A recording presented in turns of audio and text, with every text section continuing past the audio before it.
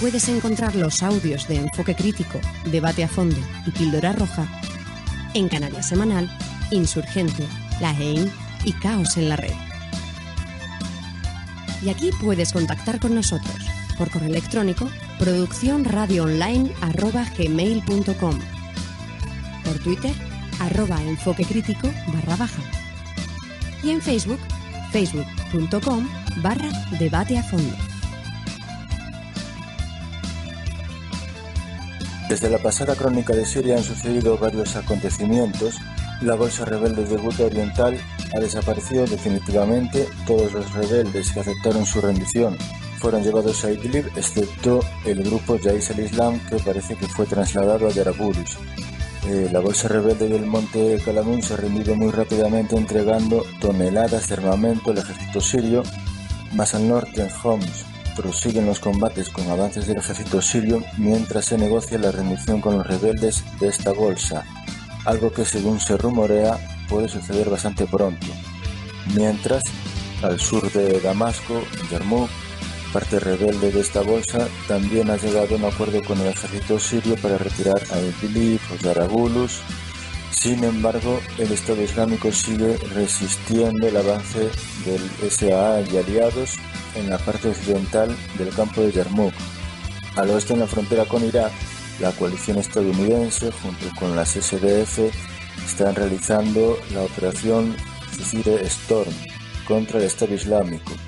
Todo parece indicar que acabarán consiguiendo cerrar el espacio hasta la localidad de Abu Kamal, donde se encuentra el SAA. En el norte del país, en la zona ocupada por Turquía o por los rebeldes apoyados por Turquía, llegan noticias de protestas populares en lugares como Yarabulus y Afrin contra supuestos abusos de poder de las milicias rebeldes sobre población civil y sobre una posible turquificación de las fuerzas de seguridad y de la enseñanza. En Idlib prosiguen tiroteos y asesinatos entre las dos principales coaliciones rebeldes que hay en este momento allí, mientras nuevos convoyes del ejército turco aparecen al sur de la región, posiblemente para crear nuevos checkpoints en la frontera con el SAA, que continúa con sus ataques desde el sur, desde Hama. También en Idlib, un grupo rebelde, al menos, lanzó un ataque estos días sobre las localidades asediadas de Foua y Kerfaya, bajo el control del gobierno de Assad. Este ataque, que parece que ha sido repelido por los defensores, que por ahora se están negando a ser trasladados a zonas controladas por el gobierno sirio. A ver si finalmente aceptan el acuerdo o no lo aceptan, o cómo acaba esa gente. Y en medio de todo este caos y todos estos acontecimientos, la pasada noche, entre el miércoles 9 y el jueves 10, creo que fue, Israel y Siria realizaron un fuerte intercambio de misiles, cohetes y artillería. Entonces, vamos con las preguntas y vamos a comentar todos estos temas con Firas Al-Charani, que es un médico sirio, reside en Valencia y sigue vinculado con su país de origen, Siria, y Eugenio García, corresponsal de Público en Oriente Medio. Hola, ¿qué tal estáis? Buenos días. ¿Qué tal? Entonces, voy a realizaros la primera pregunta. Comencemos con lo que seguramente va a llamar más la atención de nuestros oyentes. Según se dice, según se rumorea, 20 minutos después de que Netanyahu aterrizara en Israel, al llegar de regreso de su visita a Siria, las fuerzas aéreas de Israel lanzaron un ataque sobre posiciones de Irán y Hezbollah en suelo sirio. Pero, ¿cómo empezó todo la noche del pasado miércoles? ¿Sabemos quién atacó primero a quién, por ejemplo? Bueno, aquí se comentó que según las versiones que hay, ¿no? Son dos versiones distintas. Me parece que hay una versión israelí que dice que bombardearon, o sea, que lanzaron cohetes los iraníes, 20 cohetes contra el Golán ocupado por Israel. pasadas las 0 horas del miércoles, es decir, a las 12:10 de la noche aproximadamente. Pero en el otro lado dicen que primero hubo un bombardeo israelí en una localidad, en una posición que está cercana a la ciudad de Quneitra, en la parte siria del Golán. Son dos opiniones que se contradicen, y esto es lo que podemos saber. No podemos saber con exactitud cuál de las dos es más correcta. Gracias, Eugenio. Firas, ¿tenéis Sí, la misma información? Sí, yo quisiera añadir una cosa a esto, a lo que he dicho con anterioridad, y es que da la impresión de que Israel esté por momentos provocando consistentemente a Irán en Siria para provocar una intervención de Irán que justifique quizás una intervención israelí más a fondo. Entonces, esto puede ser lo que ocurriera el miércoles por la noche, y puede ser lo que sigue haciendo Israel, perdón, desde entonces. Es decir, buscar un pretexto para que haya una justificación para lanzar un ataque, y sobre todo para traer al carro de la guerra a Estados Unidos. Esta es la impresión que a mí me da. Sí, parece como si estuviera buscando un casus belli, digamos, que legitimase una acción mucho mayor. El casus belli que posiblemente, no lo sé, posiblemente esté buscando Israel, quizás sea también para convencer a su población interna de la necesidad de la guerra, a Estados Unidos y quizás a otros países árabes de la zona también para intervenir después de que Estados Unidos dijese que quería más implicación de los países de Oriente Medio en el conflicto. Firas, ¿cómo estás viendo tú este capítulo, este incidente? vamos a ver. Yo pienso que el conflicto lleva 7 años y se ha demostrado quién está detrás de esta hordada de mercenarios barbudos que han sembrado Siria, que han llegado a 83 países distintos, con cientos de miles de mercenarios, con cientos de miles de toneladas de armamento financiados por Qatar, Arabia Saudí, y con el apoyo de la OTAN, Estados Unidos e Israel. Evidentemente, estos mercenarios, cada vez que están más derrotados, porque en Siria no existen rebeldes, eso es una falacia total, desde que la célula madre, que es los hermanos musulmanes en Siria, desde la parte más moderada del islamismo, que le llaman ellos, que no tiene diferencia entre unos, hasta lo más radical, que es el Daesh. Unos te degollan de la yugular, de la parte izquierda a la parte derecha, y la otra al revés. Por lo tanto, el ataque israelí es el contexto que ya el mercenario ya no puede actuar, no puede hacer el papel que han hecho hasta ahora, porque en el sur de Siria, con la frontera israelí, convive el terrorismo con el Estado sionista de Israel. Y esto está documentado con fotos y con vídeos, donde les curan en los hospitales israelíes. Lo que ha pasado, que ahora quieren provocar el tema de Irán, insisten con el tema de Irán, es otra de las mentiras de este ataque, sin duda, porque Siria, a lo largo de los últimos meses, ha habido 15 bombardeos israelíes sobre territorio sirio. Y el último se han muerto 3 soldados sirios, que nadie deja en duda que hay unos asesores iraníes sobre territorio sirio, como otros aliados, pero que prácticamente todo está guiado para meter Irán en esta guerra. Y en este caso, la vuelta de Netanyahu desde Moscú no tiene que ver con el ataque. Esto estaba programado anteriormente, estaban esperando que el mono hinchado de la Casa Blanca da la orden de que cortar con el tratado de nuclear con Irán. Y de ahí viene todo. Prácticamente hoy en día vamos a ver una guerra. No va a ser una tercera guerra mundial en el estilo de Segunda Guerra Mundial, pero estamos más que una guerra fría, donde ya veremos dónde acaba eso. Gracias, Firas. Bueno, lo que decías con respecto a los rebeldes, sí, no, es decir, cada uno ahí y cada uno de ellos, me refiero, tendrá su opinión. Que en la gran mayoría, y actualmente el 99,9% de sus combatientes sean en realidad yihadistas, sí, totalmente cierto, pero también de alguna forma les tenemos que llamar. Y eso se defiende y se demuestra además viendo vídeos muy curiosos, porque cuando fue la operación Ramo de Olivo en el norte de Siria, los soldados de la Fuerza Aérea Turca grabaron vídeos, se grabaron vídeos donde de repente estos yihadistas, supuestos rebeldes, pero hay que llamarles de alguna forma para entendernos simplemente, realizaban sus cánticos y decían sus locuras y las caras simplemente que se les quedaban a los soldados de las fuerzas aéreas turcas eran un auténtico poema. Entonces, sí, no estoy de acuerdo contigo. En cuanto a los mercenarios de nacionalidades que hay allí, pues mira, tantas que un paisano mío, una persona de aquí, murió precisamente en la Operación Ramo de Olivo. Él estaba con las IPG enrolado, pero bueno, hay extranjeros en serio enrolados en montones de bandos, por supuesto, probablemente más en los rebeldes y en el SA. Lo que pasa que en el SA quizás de menos nacionalidades.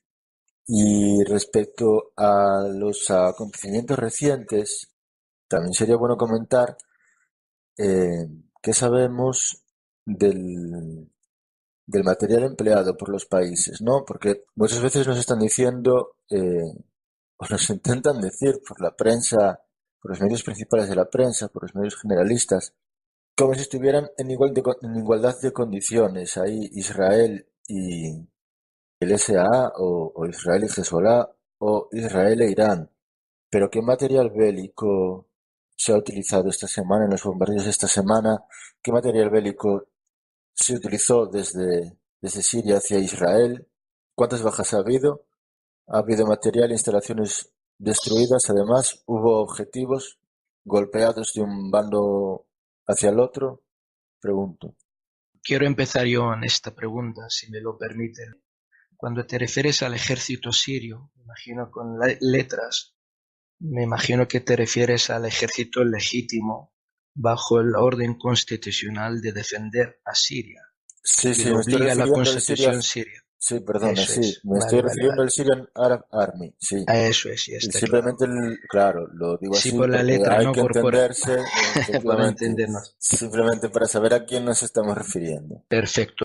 Efectivamente, el ataque ha sido desde el principio de la guerra. Qué casualidad. Estos rebeldes, que hablamos de rebeldes, no existen unos rebeldes ni una oposición de ningún tipo. Qué casualidad que no existe ningún partido de izquierda, ni liberal, ni nacionalista, ni nacerista, ni ningún tipo que está en la oposición y ya levanta en armas. Todo lo que se habla de una posible oposición o rebeldes son de corte islamista.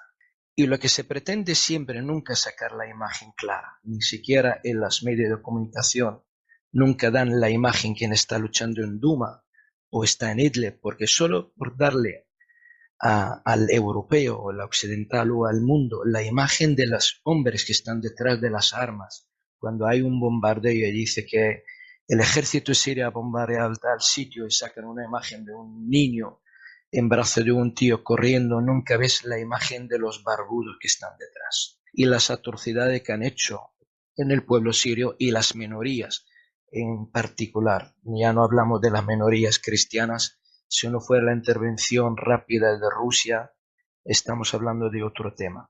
Efectivamente, desde el principio, estos rebeldes, desde el 2011, los primeros objetivos que tenían atacar las bases de la defensa aérea siria. Qué casualidad, porque el que quiere hacer cualquier cosa que tiene que ver, tiene que atacar bases donde se usan misiles antiaviones, porque prácticamente es una orden totalmente de Israel para destruir toda la infraestructura, todos los radares posibles para un posibles ataques y que pueda el Estado de Israel atacar cuando quiera en la zona. Entonces, lo que se ha empleado en Siria hasta ahora mismo lo puede garantizar que no ni es el 10% de la capacidad que tiene, ni las fuerzas de misiles que pueden usarla en ataque tierra-tierra, ni siquiera para atacar contra sus aviones. Esto sería en una guerra abierta donde habrá más sorpresas. Estamos usando el Pantsir y los S-200 de fabricación soviética de los años 80 modificados en Siria. Y los últimos ataques que han podido destruir un radar, una unidad del Panzer I que no estaba tácticamente operativa, por eso han podido destruirla, y un almacén de munición que estaba medio vacío, por eso había solo 3 mártires que han caído y unos heridos.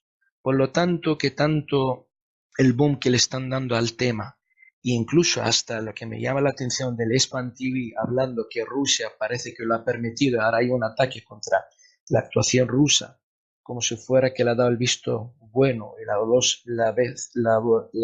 posibilidad verde de que ataca a Netanyahu a Siria.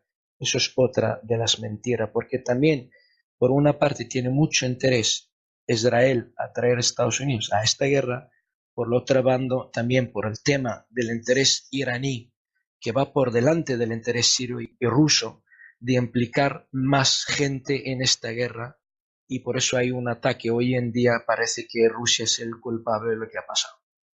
Gracias, Firas.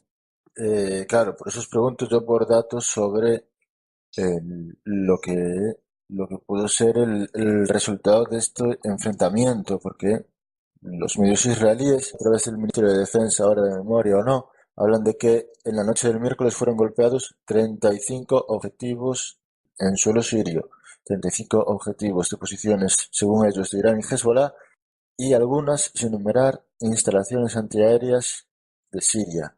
Claro, no estoy sobre el terreno, no pude acceder tampoco a información, digamos, fiable o a imágenes para confirmar. No sé si alguno de vosotros ha podido hacer algo de esto. Sí, Eugenio. Bueno, pues yo tampoco tengo una información muy fidedigna sobre esto, porque claro, son declaraciones que hacen las partes y por lo tanto es muy difícil contrastar porque nadie va de un lugar a otro bombardeado para contar los lugares bombardeados. Sabemos que los rusos dicen que se dispararon 70 misiles y que la mitad fueron interceptados por las defensas antiaéreas sirias y la otra mitad no. Entonces, esos misiles cayeron en varias partes. Hay vídeos sacados por la población de Damasco que se han colgado en las redes sociales donde se ve una gran intensidad de misiles disparados supuestamente por el ejército israelí, por los aviones israelíes y interceptados por la defensa antiaérea siria en el cielo de Damasco. Son imágenes que salieron poco después de los hechos, o sea que no creo que estén manipuladas, pero no tenemos una información más que esta que ha dado Israel, que tú indicabas, o la que ha dado Rusia, que yo he indicado ahora mismo. Lo primero es que en este escenario, ni en ningún otro escenario de la realidad, existe eso de buenos contra malos que nos suelen vender en las películas, donde unos señores muy guapos suelen tirotear a unos señores que son extremadamente malos. Es decir, aquí todos tienen sus intereses. Y me gustaría preguntaros precisamente por esos intereses. Es decir, ¿cuáles son los objetivos estratégicos que tienen en este momento Israel e Irán para enzarzarse de este modo en este conflicto? Es decir, ¿qué busca Israel? ¿Busca simplemente ese ataque preventivo, esa defensa a la que siempre se agarran y a la que no tienen muy difícil que se agarren a esa defensa, viendo actitudes que a veces surgen en otros países, como por ejemplo en Irán diciendo que hay que tirar a Israel al mar? Entonces, de cierto modo justifica su posición beligerante. Y por otra parte, ¿cuáles son los objetivos estratégicos de Irán para entrar con esa fuerza en la guerra civil siria? Porque iraníes ya han muerto unos cuantos. Quiero decir, es de los países que más directamente se ha involucrado ahí, que más gente ha enviado a Siria. Y no creo que sea gratuito ni porque se quieran mucho. De hecho, la revolución islámica en Irán, el gobierno iraní, considera ilegales muchas de las cosas que son legales, o por lo menos eran legales perfectamente en Siria antes de la guerra. Es decir, no hay una coincidencia ideológica para que de repente haya tanta amistad? Es decir, ambos países, tanto Israel como Irán, están persiguiendo algún tipo de objetivos estratégicos. ¿Cuáles podrían ser, a vuestro juicio, esos objetivos? Yo ahí, por la parte israelí, según lo que a mí me parece, es que evidentemente Israel tiene un interés en acabar con Siria y con el gobierno que hay en Siria por varios motivos. En primer lugar, porque Siria es un portaaviones que sirve de nexo entre Irán y el sur del Líbano o el Hezbollah para el transporte de armas para la resistencia libanesa en el sur del Líbano. Eso por una parte. Por otra parte, el conflicto con Irán también le va bien porque hace que otros países de la región, países como Arabia Saudí o otros países de Emiratos del Golfo, vean en Israel un socio y un aliado, y lo que es muy importante para Israel. Entonces, yo creo que estos dos motivos son los que más empujan a Israel a esta guerra que hay en Siria. Vamos a ver, el Estado sirio desde el 48 hasta hoy en día está totalmente por el favor de los derechos del pueblo palestino en tener su Estado, y se ha mantenido hasta hoy en día y no ha cambiado en ningún momento. Esto es una de las razones de esta guerra, porque si Siria hubiera firmado algún tratado de paz con el Estado sionista de Israel, pues quizá no habría ni guerra en Siria. Por lo tanto, eso es una parte muy importante, hay que decirlo. La otra, que en Irán desde la revolución islámica de Jamenei, está por aniquilar el Estado de Israel y sigue en ello. O sea, quiere decir, el objetivo actualmente, que puede ir cambiando, pero a nivel estratégico, es por acabar con el Estado de Israel. Y Israel, desde la fuerza de la guerra del 2006 de Hezbollah, bien armado, bien preparado, que no han podido entrar ni un kilómetro en territorio libanés, donde los tanques de Merkava cayeron como moscas y vieron que no hay ninguna alternativa en 33 días de hacer nada.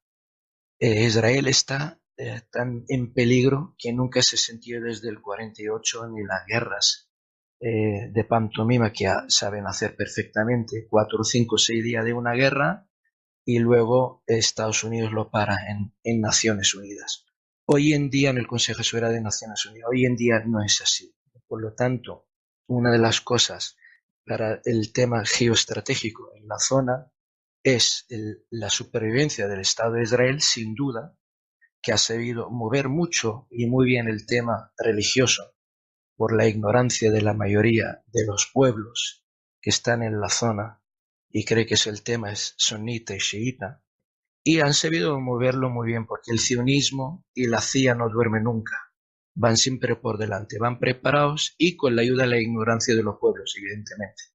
Donde hay religión hay ignorancia y la ignorancia está marcada. Por lo tanto, eso es uno de los objetivos que han sabido mover perfectamente, y por eso tienen los aliados de la gente del Golfo Pérsico. Y por desgracia de esta zona, la zona de Oriente Medio, ha salido este maldito petróleo en una zona donde tenía que haber seguido con camellos, comiendo dátiles, y estábamos en paz, nosotros y el mundo. El problema de Siria y la guerra de Siria es la civilización contra la barbarie. No hay más. Si esta gente llega a entrar en Damasco y cae Damasco, que Damasco jamás caerá. La gente pensaría que el gobierno del presidente de Siria puede caer. Yo lo tenía muy claro, que no hay algo que pueda hacerle caer. Lo que pasa es que los rusos intervinieron cuando tienen que intervenir, y los iraníes, si tienen que trasladar cientos de miles de soldados, lo harían, porque no puede a nivel geoestratégico caer Siria. Por lo tanto, lo que está pasando, esto a nivel regional afecta la existencia del Estado de Israel, sin duda, la fuerza del eje de la resistencia, que empieza desde Teherán y acaba en el sur del Líbano, y para demostrar que no es ningún problema religioso, el Estado sirio es Estado laico y seguiremos existiendo como Estado laico, y todo lo que se pretende con las conversaciones de falacia que usa Naciones Unidas y todas las organizaciones de Naciones Unidas, que todo están gente infiltrada que trabaja para el amo americano, para que se cambie la constitución siria en el estilo que sea parecido a Irak o el Líbano, un país con partidos religiosos y partidos nacionalistas o partidos sectarios y étnicos, que no lo vamos a permitir nunca. Los partidos en Siria tienen que ser partidos con ideologías y con tendencias políticas. No se puede haber un partido cristiano, ni armenio, ni kurdo, ni sunita, ni chiita, ni nada por el estilo. Y esto es por una parte. Y el tema de Rusia, no se vais a olvidar totalmente del interés que tiene Rusia con las aguas calientes. No, no, no nos hemos olvidado. Es la pregunta siguiente. Eso es, Roberto. El tema concreto que Rusia no puede hacer, le han hecho una jugada muy fea en Libia, han hecho un error estratégico y histórico en Libia, hacer destruir el Estado de Libia, que nunca volverá a ser un Estado, y pronto tendremos el terrorismo cada vez más en Libia, como en el Sinaí, como en otros sitios, donde les interesa a estos mercenarios, le ponen en aviones y llevan donde quieren llevarlos. Les guían como unos animales, no tienen ni idea ni cabeza, y ya se ha demostrado en sí lo que son. Por lo tanto, Rusia tiene mucho interés, que jamás caerá. Siria, por interés, primero geoestratégico, por el tema del gas, porque si el presidente de Siria hubiera firmado el gasoducto que viene desde Qatar, que pasa por territorio saudí y entra hasta Siria, el Mediterráneo, para nutrir con el gas a toda Europa, para cerrarle el grifo a los rusos, no hubiera pasado una parte de esta guerra. Y evidentemente, entonces, claro, hoy en día las bases militares rusas, las únicas que están en el Mediterráneo, están en Siria. Y espero que sean para muchos años. Y espero que esta alianza estratégica nunca acabe, por el bien de la humanidad y de un mundo donde puede haber paz. Porque si dejamos todo en manos de Israel, la OTAN y Estados Unidos, estamos vendidos. Por lo tanto, hay muchos intereses. Lo que quieren darle un enfoque religioso por temas de chiitas y sunitas, y es una guerra que lleva 1400 años que no sirve de nada. Y en Siria, con la ayuda incluso de Irán, lo tenemos muy claro, que es un gran aliado nuestro, jamás será un Estado con un estilo religioso como en Irán. Gracias, Firas. Si me permitís solo un minuto, yo creo con respecto a este punto que Irán tiene una política muy distinta dentro de su país a la que tiene fuera de la política que está siguiendo Irán es muy distinta dentro de su país y fuera de su país. Dentro de su país es un régimen religioso, marcadamente religioso, pero con sus aliados no se comporta de esta manera precisamente. Por ejemplo, recuerdo la última vez que estuve, ya hace algunos años, en el sur del Líbano, en el sur de Beirut, en los barrios chiíes del sur de Beirut, y allí hay una libertad de expresión que realmente ya la querrían muchos países de Oriente Medio para sí mismos. Entonces, Irán no se mete en la práctica del Islam por parte de los chiíes libaneses. Es cierto que apoya a Hezbollah, pero hay muchos chiíes que son del partido de Nabih Berri, de Amal, y estos chiíes hacen la vida que quieren al lado de los otros. Entonces, creo que hay que distinguir entre la política que Irán sigue dentro de su país con la política que sigue fuera de su país. Y probablemente en Siria yo creo que tampoco estoy yendo religiosamente en este conflicto. No sé si estaréis de acuerdo vosotros con lo que acabo de decir. Vale, voy a dar mi manera de verlo, que aparte soy sirio y conozco bien la sociedad siria de cerca. Mira, Siria no es Irak primero, en el aspecto incluso del dominio del chiismo, como lo que hay en Irak. Y segundo, Siria nunca será un estado ni había religioso de ningún tipo, por eso está la lucha nuestra. Irán siempre ha apoyado cualquier movimiento imperialista desde desde el punto de vista religioso suyo y anti-israelí. Por lo tanto, mira, Hamas son sunitas radicales que hemos chocado contra ellos en Siria, donde le hemos apoyado, le hemos preparado incluso a nivel de sus milicias y le hemos armado para luchar en Gaza, por ejemplo. Por lo tanto, la sociedad de Siria es mucho más laica. No puede ni Irán ni nadie hacer gente que vuelve para atrás en este aspecto. En el aspecto de que se rige un Estado con el Corán en Siria es imposible. Quizá esto es un garante esta guerra, donde se ha demostrado que la falacia y la mentira, que anteriormente siempre los hermanos musulmanes se levantaban el Corán en la mano en sus manifestaciones, decían, ahí está la solución con el Corán. Se ha demostrado que no lo es. Ni en Libia lo ha sido, ni en Túnez, mira cómo se ha cambiado enseguida, y menos donde han podido gobernar en algunas zonas en Siria, donde van cortando cabezas, manos, y donde lapidan las mujeres hasta la muerte. Porque al fin y al cabo todo está, y no vamos a entrar en tema religioso, por lo tanto en Siria, ni Irán va a influir en este aspecto, ni la sociedad española, siria que lo va a permitir. Sería siempre un aliado por la lucha nuestra contra el Estado de Israel.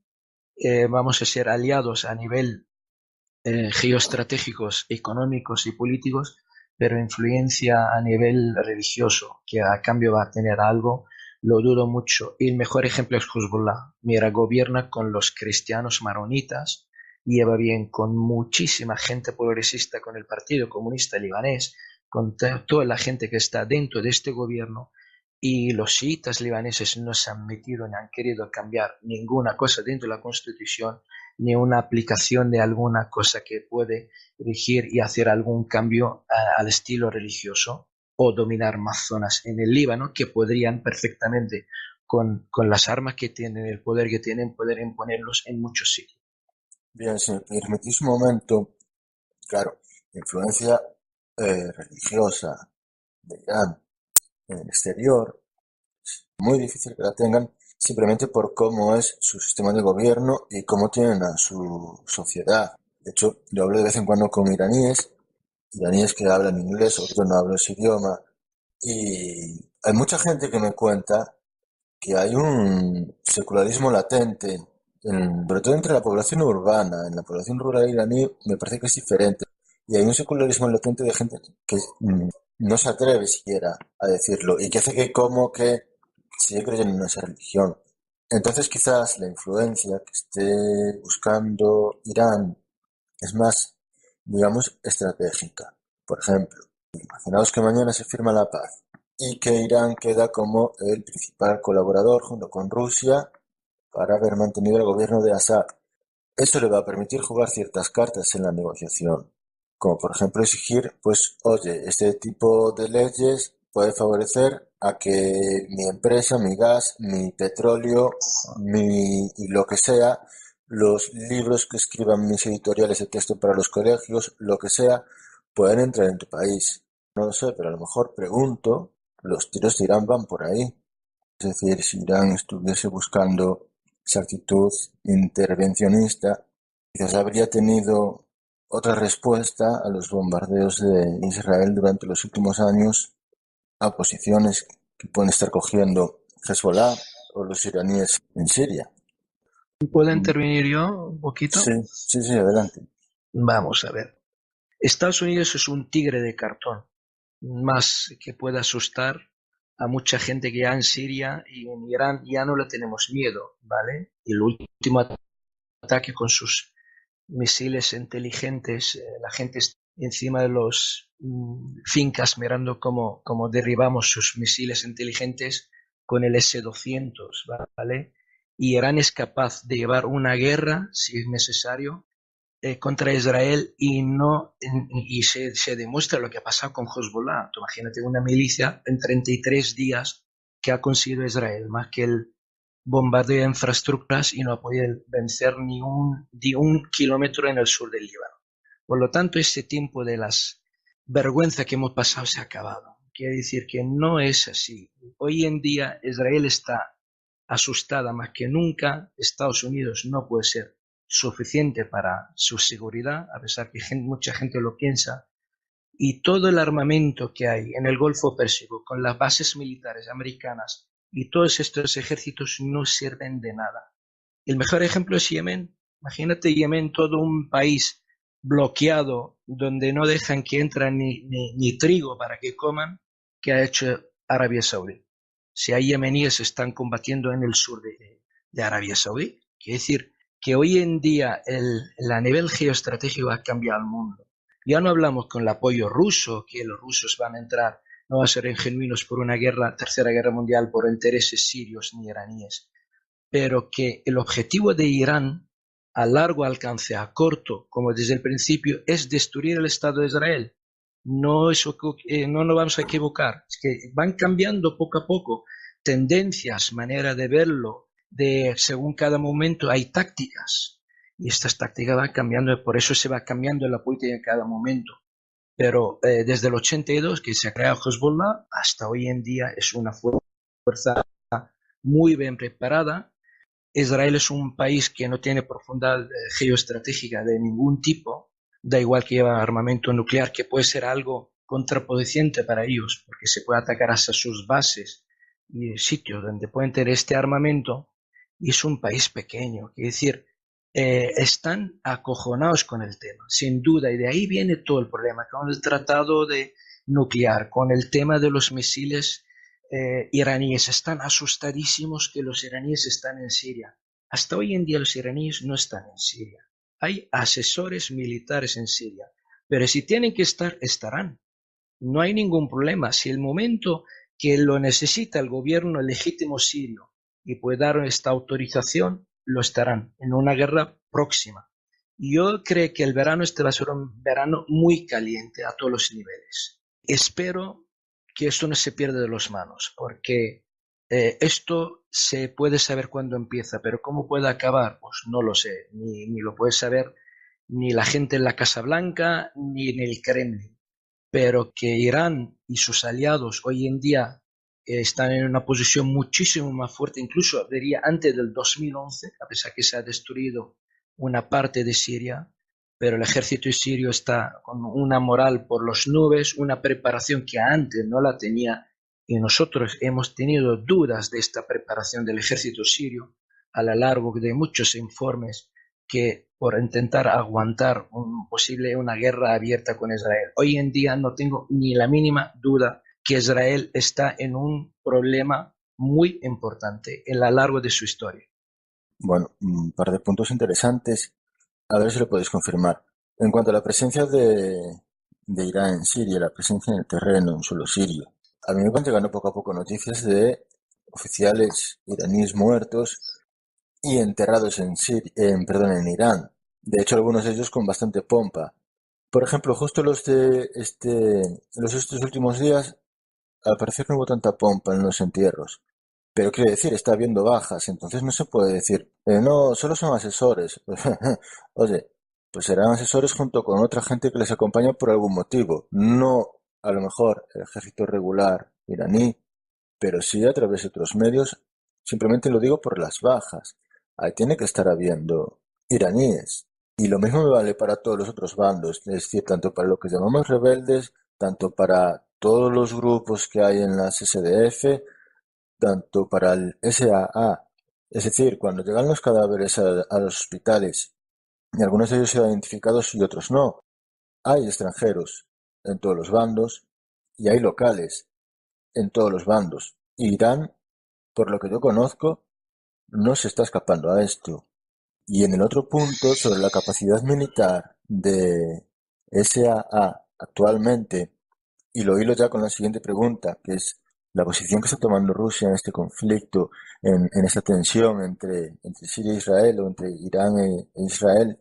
Vamos a ver, de todos los ataques aéreos que ha sufrido el SAA, solo ha sido capaz de interceptar, creo que fue un F-15, y la maniobra evasiva del piloto israelí es como mínimo cuestionable. No soy un experto militar, no soy piloto de aviones, pero algunas maniobras esas tengo visto y es como mínimo cuestionable. Y a partir de ahí, es decir, 0 aviones, misiles interceptados estamos en lo que comentábamos al principio del programa. Unos dicen que un montón, otros dicen que ninguno. Oye, pues en algún punto medio estará el tema. Y además se demuestra con la insistencia desde ciertos sectores, sobre todo del SA, pero también ciertos sectores externos, sobre que Rusia debe venderle el sistema antiaéreo S-300 a Siria, y sin embargo no se lo vende. Oye, ¿por qué? Es decir, a lo mejor Rusia está aliado con Irán, pero es simplemente coyuntural por este tema. ¿Y si el día de mañana Rusia, imaginaos, llega a un acuerdo con los países de la OTAN y otros países del Golfo y dice, venga, paramos la guerra, te concedemos que te quedes con Tartus y Jomeimim y que pongas por aquí un gasoducto, pero a condición de que Assad, imaginaos, en el año 2020, y lo digo porque es una fecha que ya he visto por ahí en algunos documentos, Assad debe retirarse y convocar elecciones. Vamos a ver, cuando hablamos de asesores iraníes, puede haber entre 6 y 7 mil asesores iraníes. Cuando hay una intervención militar iraní, puede haber 200.000 soldados. Evidentemente hay entre 6 y 7 mil asesores. Evidentemente un bombardeo puede caer. Gente de ellos cree que no superan los 100 hasta ahora desde que empezó la guerra. Lo mismo hay asesores rusos.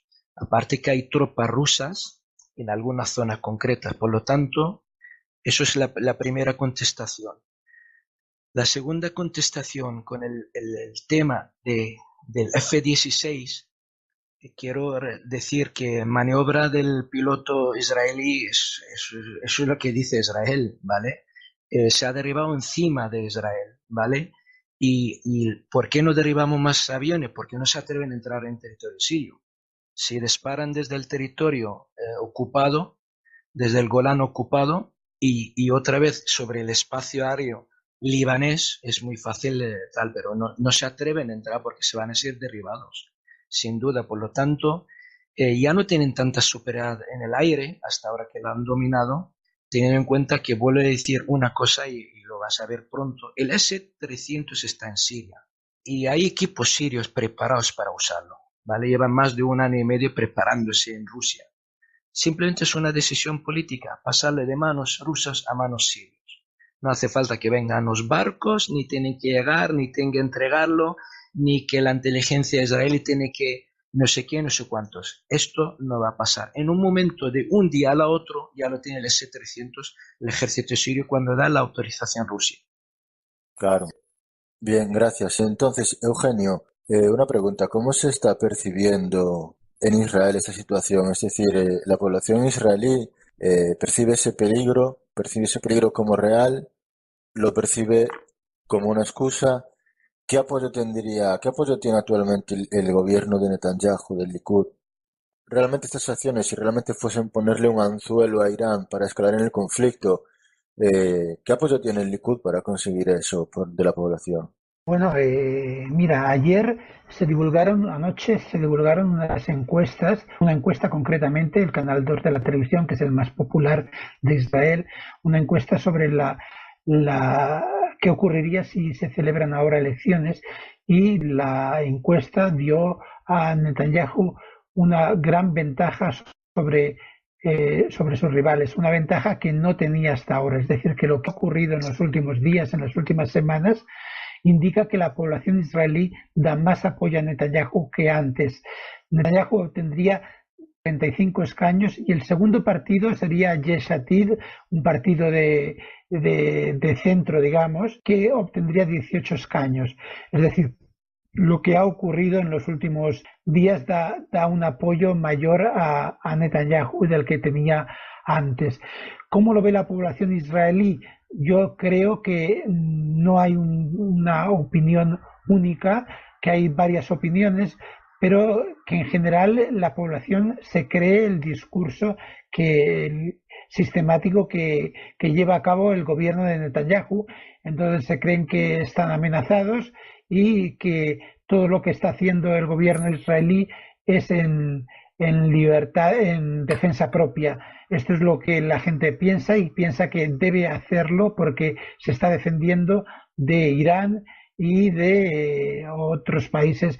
Se destaca mucho que Hezbollah no haya intervenido en los incidentes, pero se justifica esto diciendo que Hezbollah tiene miedo porque sabe que un ataque de Hezbollah significaría la destrucción de Líbano, de las infraestructuras, como ya ocurrió en el 2006, y entonces esto Hezbollah tendría que pagar un precio mucho más alto que en el 2006 y por lo tanto está quieto debido a este motivo. Sí, Firas. Vamos a ver. Yo creo que el Estado de Israel es un Estado artificial traído a través de la Segunda Guerra Mundial, porque había unos intereses que tiene estructura totalmente religiosa, pues no tiene cabida en esta zona. Digan lo que digan y piensen lo que piensan. Y generaciones tras generaciones seguimos pensando lo mismo. Lo que pasa es que la gente quiere imponer, incluso desde el Golfo Pérsico. Hoy en día son los primeros, son pro-sionistas. Han hecho todo lo posible que nunca pueda haber una guerra, nunca han apoyado la causa palestina, nunca han apoyado ni cuando incluso la guerra del 2006 se sabe perfectamente a través de Wikileaks cómo los saudíes querían hacer posible que esto siga más tiempo.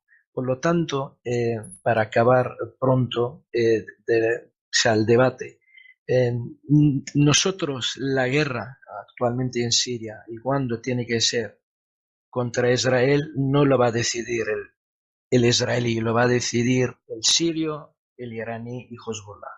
Es decir, Israel tiene mucho interés ahora por el tema nuclear de arrastrar a Estados Unidos y como va la guerra en este momento en Siria, empezar unas acciones que puede intervenir muchísimo más gente, puede haber una guerra regional y nosotros no tenemos ningún interés en este momento concreto, menos que nos obligan a ello, que no queda otro remedio, que hay algunas cosas que nos puede obligar y pasan unas líneas rojas. Por lo tanto, ni Hezbollah tiene ningún miedo a la respuesta israelí, no puede haber más respuesta de lo que había en el 2006, más que unos bombardeos y los cohetes que le van a caer, no sé qué, o sea, en aquella época dormía la mitad de Israel bajo tierra, pues esta vez tienen que dormir todos bajo tierra. Por lo tanto, miedo no hay ninguno, lo que pasa, nosotros elegimos el momento y no el enemigo. Y acabo diciendo, la guerra va a dar para mucho y nada más. Vamos a terminar entonces hablando de esa posible escalada que realmente no la puede decidir únicamente un bando, porque te mandan todo encima y te lo mandan. Entonces, hablando de esa posible escalada, el papel que está teniendo Estados Unidos, la OTAN y los países de la Unión Europea, ¿cuál podría ser? Es decir, parece que Estados Unidos y Reino Unido condenan duramente el supuesto ataque de Irán, así lo llaman, a Israel. Sin embargo, desde Francia y Alemania llegan algunas señales mezcladas y diciendo de cuidado que es mejor no escalar, ¿no? Entonces, si hay un suceso, sea fortuito o no lo sea, y sea provocado por quien sea, de verdad, que puede causar una escalada bélica real, ¿cuál sería la posición de Estados Unidos, Reino Unido, Francia en esta cuestión? ¿Quién pregunta, Robert? No sé quién empieza. Nada, el que quiera, tú mismo. Vamos a ver, la respuesta está clara. Estados Unidos es el país que manda en el mundo occidental. Por lo tanto, todos van detrás, son títeres. No existe Unión Europea. La OTAN hoy en día está dividida porque con la salida de la Unión Europea de Inglaterra, Estados Unidos no está dentro de la Unión Europea y Turquía, que es el segundo ejército más grande dentro de la OTAN, pues hay muchos problemas en este aspecto. Pero seguro, sin duda, van a estar todos detrás de Estados Unidos. Y eso lo tenemos muy claro, la respuesta que va a ser, si hay una guerra, todos van a estar al favor del Estado de Israel, y eso estamos acostumbrados. Ni nos preocupa, ni nos preocupa durante tantos años. Siempre ha tenido choque contra Europa, en este aspecto nunca ha respetado nuestros derechos en Oriente Medio. ni nuestros pueblos, por lo tanto no es algo nuevo, ni ahora ni las guerras que ha habido desde el 48. Por lo tanto, nosotros seguimos a lo nuestro y hagan lo que hagan, nos da igual. Bien, gracias. Bueno, de todas formas, en 2003, en la invasión de Irak, Francia y Alemania no les gustó. Pero bueno, por eso pregunto, ¿qué podría suceder aquí? Porque parece que hay intereses encontrados.